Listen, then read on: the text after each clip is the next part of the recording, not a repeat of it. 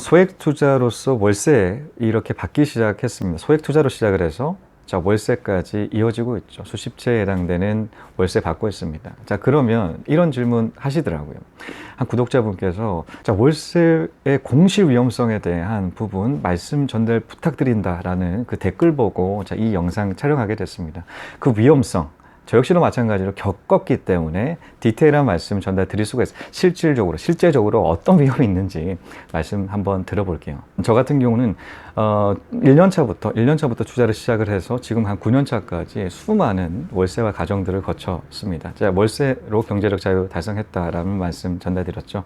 많은 부동산을 월세를 받고 있는 것만큼 그 월세에 대한 어려움들 많이 알고 있습니다. 특히나 이런 공실 위험들 굉장히 위험하다라고 생각하시지 않겠습니까? 사실 저 같은 경우는 세 채가 공실이 났던 적이 있어요. 최악의 상.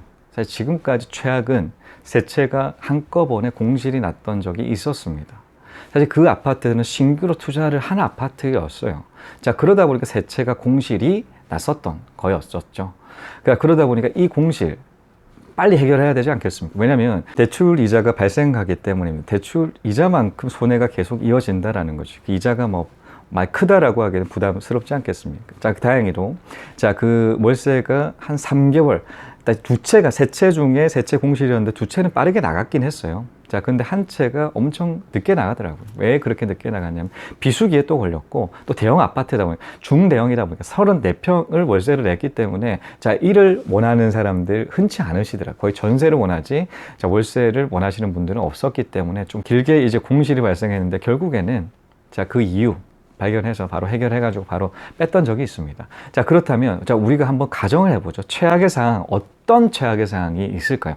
여기에서 일단 가정은 월급쟁이라는 가정입니다. 저 역시도 마찬가지로 지금 직장인이지 않겠습니까? 직장인을 기준으로 그러니까 고정소득이 있는 상태에서 월세 공실 최악의 상황 가정해 보겠습니다. 어떤 상황이 최악의 상황일까요?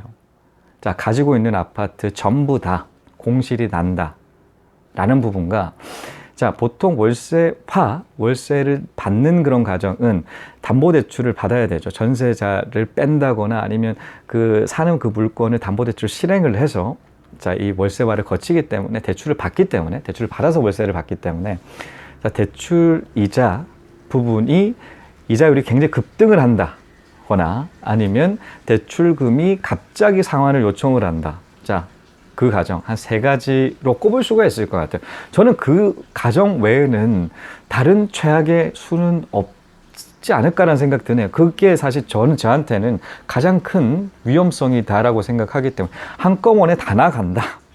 한꺼번에 있는 그 월세자가 싹 다 나가버린다.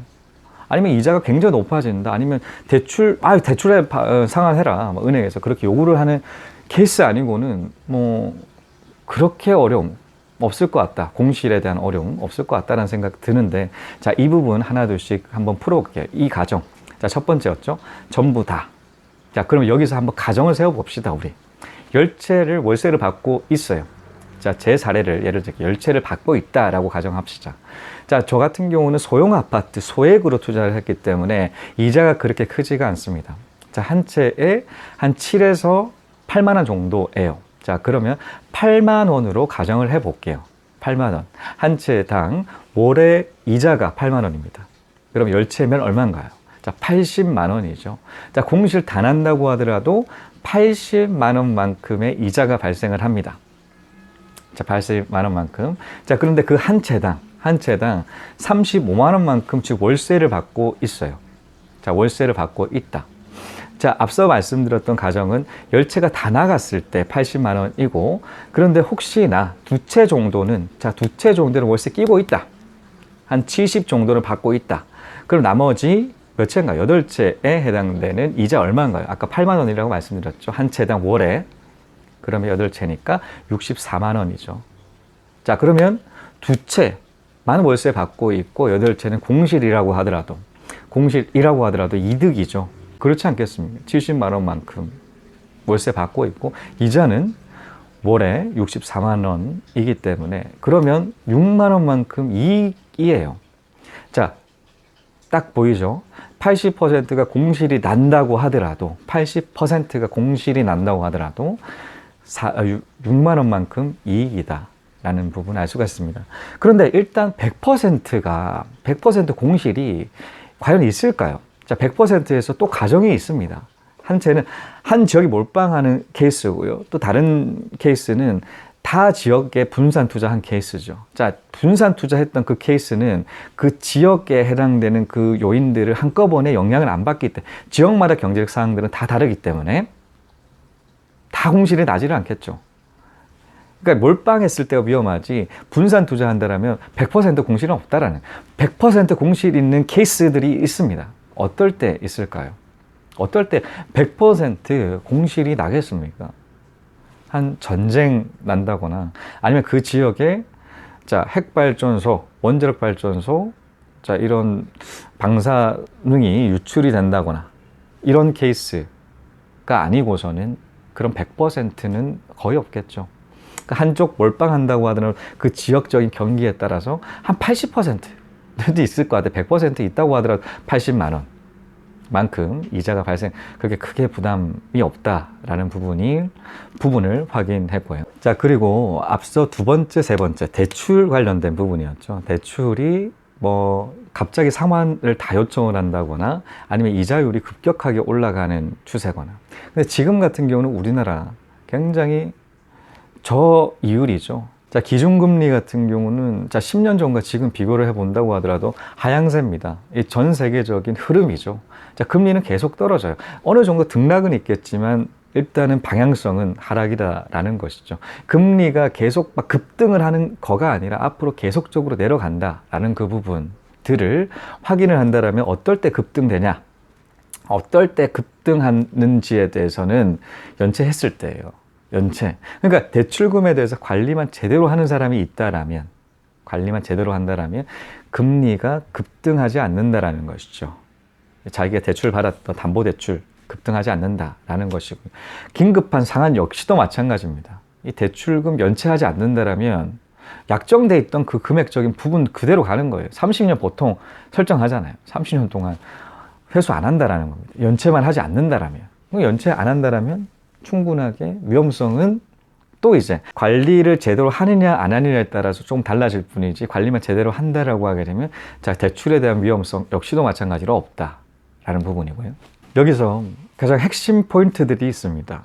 자, 핵심 포인트들. 일단 재가정을 도입했어요. 재가정을 말씀드렸습니다. 한 채에 8만 원 정도밖에 대출 이자가 발생하지 않는다. 월에. 그러니까 10채였기 때문에 80만 원. 80만 원만큼 월급쟁이라고 하게 되면 부담스럽긴 하긴 한데 뭐 집을 못할 정도는 아니죠. 여기서 중요 핵심 포인트. 작게 시작하시라는 거죠. 저는 4천 이하짜리 아파트 찾지 않겠습니다. 4천 이하에 해당되는 아파트. 1억 이하에 해당되는 아파트 지금도 역시도 마찬가지 늘려가 물론 3억짜리 아파트 가지고 있습니다. 2억짜리 아파트 가지고 있어요. 근데 주요한 아파트들은 1억 이하라는 것이죠. 위험성 굉장히 우리 인생 누가 책임져 주나요?